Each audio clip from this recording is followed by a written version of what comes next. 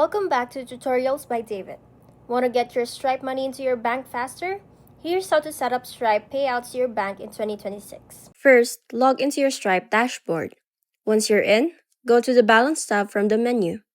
Here, you can add your bank account if you haven't connected one yet. Already linked the bank?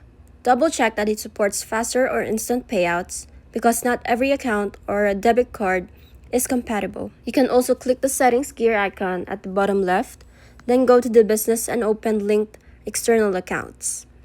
This is where you can manage your bank account or add a supported debit card for quicker transfers. After that, find payout schedule in your settings.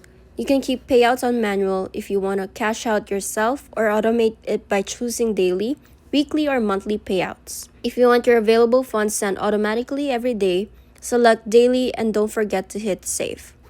And that's it. Your Stripe payouts are now set up and your money can move to your bank much more smoothly.